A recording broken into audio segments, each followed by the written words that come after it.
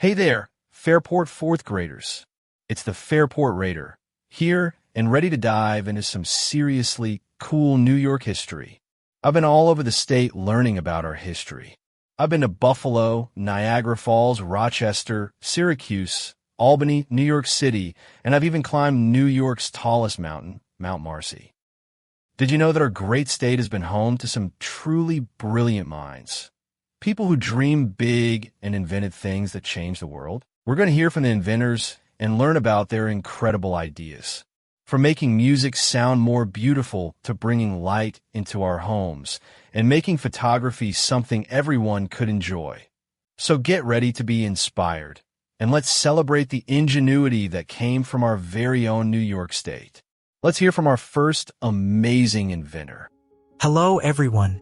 It's me, Henry Steinway, here to tell you my story all the way from New York State. Way back in the 1800s, I came to New York City with a big dream to build the very best pianos in the whole world. And guess what? I did it. I started my company, Steinway & Sons, right here in New York. Now, these weren't just any pianos. My pianos had a richer, more powerful sound than people had ever heard before. I worked hard to improve how the piano was built, making it stronger and sound even more beautiful. Think about all the amazing music you've heard, maybe in a concert or even on TV. Chances are, some of that beautiful music was played on one of my Steinway pianos. To this day, Steinway pianos, born right here in New York, are famous around the globe for their incredible sound.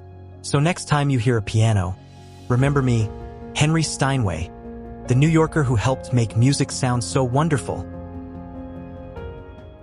Hello everyone. My name is Louis H. Latimer, and I was a proud New Yorker. I was born in Massachusetts, but I spent a significant part of my life and did some of my most important work right here in New York. Now, what did I invent? Well, I worked with some amazing inventors, like Alexander Graham Bell, helping to draft the plans for the telephone. But one of my most important inventions was a way to make electric lights safer and last much longer. You see, early light bulbs didn't last very long and were quite expensive. I developed a process for making carbon filaments, which were a key part of the light bulb. My method made light bulbs much more practical and affordable for everyone. This helped to bring electric light into homes and businesses across New York and the entire world, changing the way we live and work, even today. So, remember my name, Louis H. Latimer, a New Yorker who helped to brighten the world. Greetings. I'm George Eastman, and I made my mark right here in New York. I believed that photography should be something everyone could enjoy, not just experts with complicated equipment. I started my company in Rochester, New York, and I worked hard to simplify the whole process of taking pictures. Before me, you needed lots of chemicals and darkrooms. It was quite a hassle. My big idea was to create the Kodak camera. It was much smaller and easier to use, and it used rolls of film instead of individual glass plates. You just push the button, and we do the rest. That was our famous slogan. Because of my inventions, like roll film and the Kodak camera, photography became accessible to millions of people. Think about all the photos you see and take today. They wouldn't be the same without the innovations that started right here in New York with me, George Eastman. Hello everyone.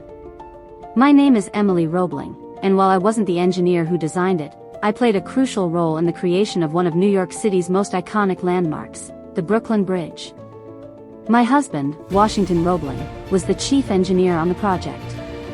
However, when my husband became seriously ill, I stepped in to help. With no formal engineering background, I dedicated myself to learning everything I could about bridge construction, from the complex calculations to the materials and the engineering principles involved. For over a decade, I was deeply involved in every aspect of building this magnificent bridge, right here in New York. In fact, when the bridge finally opened, I was the first person to cross it, in a carriage, no less. So, when you see pictures of the Brooklyn Bridge or drive over it yourself, remember my part in this amazing New York story too. Now, young engineers, inspired by the incredible challenge of building the Brooklyn Bridge, I have a challenge for you. Just like I did, your task is to design and build a bridge that can carry traffic across a river while allowing boats to travel down the river at the same time. For your design, you will use a building material called zub and can use as many pieces as you need.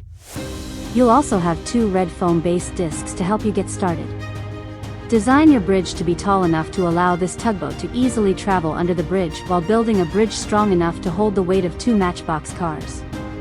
You'll have 20 minutes to work together, build your bridges, and test them out. Remember the challenges we faced building the Brooklyn Bridge: the need for strong foundations, sturdy supports, and a design that could handle weight. Now, it's your turn to be the engineers.